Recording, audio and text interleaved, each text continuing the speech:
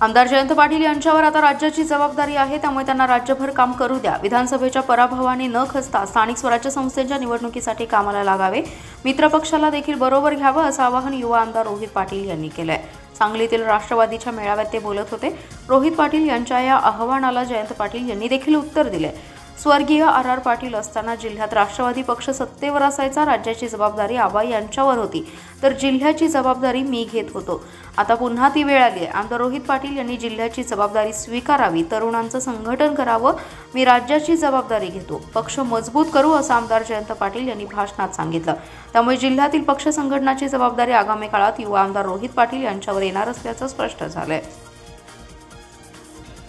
माझी जिल्ह्यातल्या सर्व प्रमुख पदाधिकाऱ्यांना आज या ठिकाणी विनंती असणार आहे की पक्षाच्या माध्यमातून संबंध राज्यभर फिरणाऱ्यांच्या चेहऱ्यांमध्ये आज आपल्या पक्षाकडे असे किती चेहरे आहेत याची सर्वांनी आपल्याला जाणीव ठेवावी लागेल। आणि येत्या काळामध्ये जिल्ह्यातल्या निवडणुका लढवण्यासाठी जयंत पाटील साहेबांना जिल्ह्यात किती अडकून ठेवायचं याचा सुद्धा विचार आपल्याला सर्वांना करावा लागणार आहे। महानगरपालिकेच्या निवडणुका लागणार आहेत, नगरपालिकेची निवडणूक लागणार आहे, उद्या माझ्या तासगावची नगरपालिका लागणार आहे, तिथं मी जयंत पाटील साहेबांनी आलंच पाहिजे असा जर आग्रह धरून बसलो तर जयंत पाटील साहेब राज्यातल्या इतर जिल्ह्यांच्या नगरपालिका कधी लढवणार? आज अनेक जिल्हे असे आहेत जिथं आपल्या पक्षाला विधानसभेचा सदस्य नाही, तिथं आपल्यातल्या कुठल्या तरी माणसाला जाऊन तिथं नेतृत्व करायला लागणार आहे, अशी परिस्थिती आज राज्यातल्या अनेक जिल्ह्यामध्ये असणार आहे।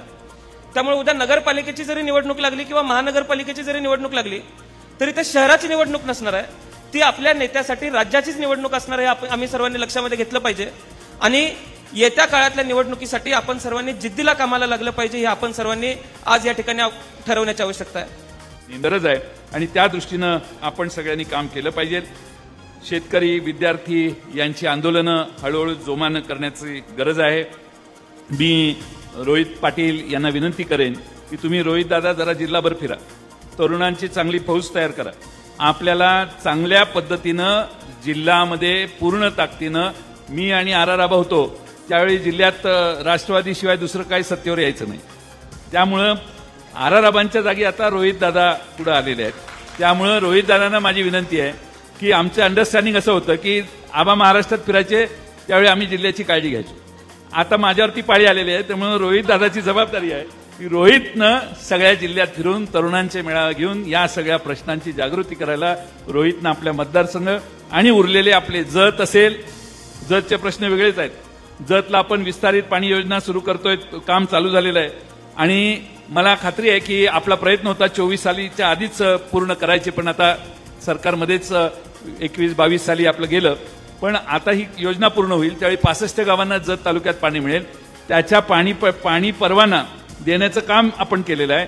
कृष्णा नदीत पाणी नाही हे सांगणारी लोक त्या ठिकाणी त्यांच्यापेक्षा पुढे जाऊन अभ्यास करून आपण 6 टीएमसी पाणी हे जतच्या 65 गावांना तयार दिलं आणि टेंबू योजनेच्या 119 गावांना 8 टीएमसी पाणी देण्याचं काम केलं। आता त्या सगळ्या विस्तारित योजना सुमनताई पाटील आमदार असताना तासगाव तालुका, कवठेमंकाळ तालुका याच्यावर सतत अनेक गावं शिल्लक राहिलेली, त्यासाठी 6व्या टप्प्याचं काम आपण करायला ते पाणी परवाना अंमलनं गरजेचं आहे। मला खात्री आहे की आपण आता प्रत्येक 5-10 वर्षाने नवे कार्यकर्ते राजकारणात येत असतात, त्यामुळे नव्या चेहऱ्यांना संधी देण्याचं धोरण आपल्या जिल्ह्यामध्ये जिल्हा परिषद, पंचायत समिती, नगरपालिकेला घालायचा प्रयत्न करू। टीव्ही पाटील नवीन चेहरे कसे पुढे आणायचे आणि त्यांना आपण कसं प्रोत्साहन द्यायचं हे प्रत्येक तालुक्यात आपण करू, जरा ताकदीनं करू। मला खात्री आहे की नवीन चेहरे पुढे आणण्याची भूमिका जर आपण घेतली आणि तोचपणा जर बदलला तर या जिल्ह्यातली जनता आपल्या पक्षाला अधिक संधी देण्याचं काम करेल।